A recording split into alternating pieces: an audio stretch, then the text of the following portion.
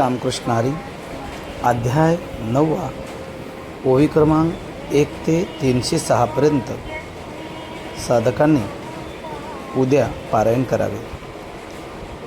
या अध्यायामध्ये माऊली ज्ञानोबारायांनी भक्तीचे महत्त्व सांगितलेले आहे।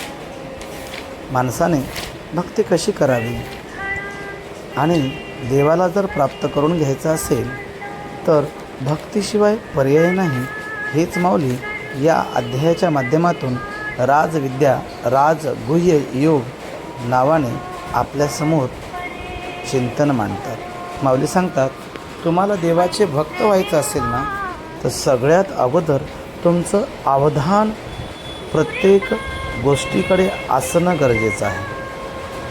त्यांनी श्रोत्यांना विनंती केली, कारण श्रवण भक्ती ही एवढी श्रेष्ठ आहे ना, आपण जेवढे चांगले श्रवण करू तेवढी आपली भक्ती श्रेष्ठ ठरते आणि आपण देवाच्या जवळ जाऊन बसतो। याचबरोबर माऊलीने जिव्हाळ्याची गोष्ट कोणाला सांगावी हे माऊली इथे नमूद करतात। आपण जीवनात घडणाऱ्या प्रत्येक गोष्टी प्रत्येकाला सांगत बसतो। सगळेच आपले नसतात आणि काही गोष्टी सर्वांना सांगायच्याही नसतात बरं।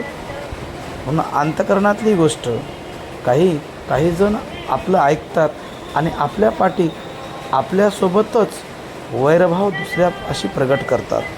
म्हणून जिव्हाळ्याची गोष्ट अगदी जीवाच्याच माणसाला सांगावी हे माऊली सांगतात। देव आपल्या आजूबाजूला आहे, किंबहुना देव सर्वत्रच आहे, तरीसुद्धा तो देव का कळत नाही, त्याचे मूळ कारण अहंता आहे हे माऊली इथे सांगतात। देवाचे स्वरूप देवाचे अस्तित्व आपण समजून घेतले पाहिजे। देव कसा आहे ते जाणून घेतला पाहिजे। देवाने या सृष्टीची निर्मिती केली, देव सृष्टीची निर्मिती करतो, महाप्रलयात सृष्टी बुडवतो, परत सृष्टीची पुनर्निर्मिती करतो आणि हे सर्व करत असताना देव मात्र सर्वांचा साक्षीभूत असतो। मायेच्या करवी कार्य करून घेणारा तो देव तसा तो मायातीत आहे। देव कर्मात असूनही नसतो आणि देवाला ओळखण्यासाठीच आपल्याला देवाचे भक्त व्हावे लागते। इथे भक्त कसे असतात, साधू कसे असतात त्याचंही वर्णन या ओव्यामध्ये माऊलीने केले। नामाचा महिमासुद्धा माऊलीने इथे वर्णन केला।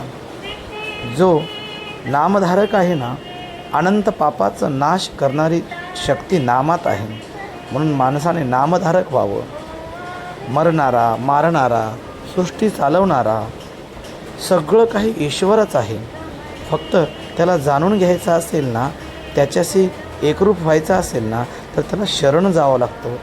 जो भक्त देवाला अनन्य शरण जातो, जो भक्त देवाची अनन्य शरणागती पत्करतो त्याला देव आपल्यापासून कधीही दूर करत नाही, हेच माऊलीने आजच्या या अध्यायामध्ये सांगितले आहे।